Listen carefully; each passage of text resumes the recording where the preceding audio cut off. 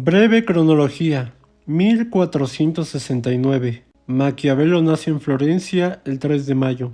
1495. Transcribe de Rerorum Natura de Lucrecio. 1497. Es nombrado secretario de la Segunda Cancillería de la República. 1499.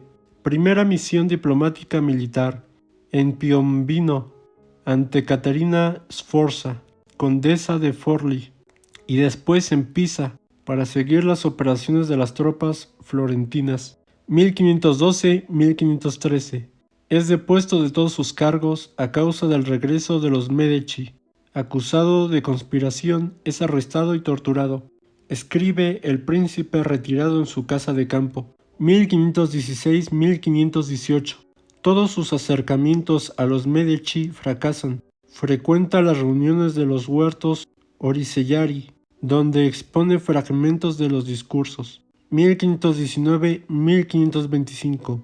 Vuelve a recibir encargos menores y tareas literarias. Su rehabilitación culmina cuando es llamado a colaborar en propuestas de reforma constitucional. 1526. Recibe el encargo de supervisar las defensas florentinas. 1527. Muere el 21 de junio, al poco de la restauración de la República. Filosofía. Nicolás Maquiavelo vivió el cambio entre los siglos XV y XVI, cuando el Renacimiento había ya desbordado las fronteras de Italia. Su origen geográfico y espiritual se extendía por toda Europa.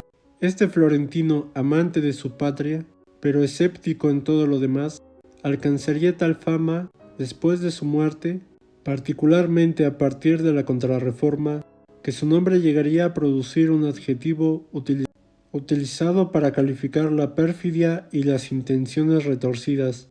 Aún hoy, lo maquiavélico sigue vivo en el léxico común, aplicado a quien utiliza la hipocresía y la manipulación para lograr sus fines.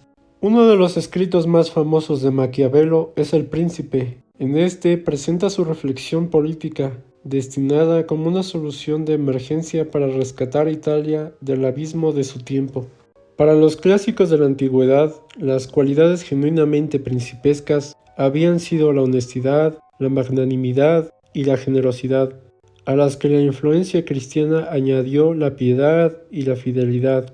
Los libros de consejo para príncipes del Renacimiento adoptaron esta perspectiva y ampliaron la lista de virtudes principescas con tantos matices que quedaron subdivididas en decenas de pequeñas virtudes morales. Aunque nadie era ajeno a la dicotomía entre cuestiones moralmente rectas pero inconvenientes y cuestiones convenientes pero moralmente torcidas. La rectitud moral se situaba siempre por encima de todo. La ortodoxia humanista propugnaba lo ideal, el deber ser más que el ser en sí. Para Maquiavelo, ningún gobernante podía tener todas las cualidades que pretendían los libros. Peor todavía, en caso de tenerlas, no sería sensato utilizarlas. El filósofo entendía que en la conservación del Estado, lo bueno o malo adquiere un rol secundario respecto a lo útil y necesario. Asimismo, cabe señalar que este pensador siempre conservó los conceptos de la ética cristiana sobre la distinción entre el bien y el mal, es decir, nunca al aconsejar la comisión de acciones moralmente malas, trató de despojarlas de este predicado. Siguió empleando las palabras injusticia, violencia y crueldad, y no intentó esconderlas. Ahora profundicemos en las características que debe poseer un príncipe según Maquiavelo. Entre quien está armado y quien está desarmado, dice Maquiavelo, no hay proporción alguna. No es razonable que quien está armado obedezca a quien está desarmado, ni que el desarmado se encuentre seguro entre servidores armados. Por lo tanto, por mucha que sea la virtud de que hace gala un príncipe, lo primero que debe de tener de su lado es un buen ejército. El siguiente punto es, el príncipe debe de ser amado y temido. Pero si no puede ser amado y temido al mismo tiempo, es mucho mejor ser temido. En pleno despliegue de su pesimismo, Maquiavelo sentencia que los hombres son por naturaleza ingratos, volubles y ávidos de ganancias, y por tanto no se debe confiar en ellos. Se pueden comprar, pero nunca se puede contar con su lealtad. de tal forma que vacilan menos en hacer daño a quien se hace amar que a quien se hace temer. Aun así, aunque el príncipe debe hacerse temer, debe hacerlo de tal forma que evite el odio de sus súbditos, para lo cual debe abstenerse de tocar sus bienes. Los hombres olvidan con mayor rapidez la muerte de su padre que la pérdida de su patrimonio. Lo siguiente es, un príncipe prudente no puede guardar fidelidad a su palabra, si ésta se vuelve en contra suya. Como ningún hombre suele guardar nunca la fidelidad a la palabra dada, ser fiel con ellos es una temeridad. Lo importante no es solo que el líder tenga cualidades, sino más bien, y sobre todo, que parezca que las tiene.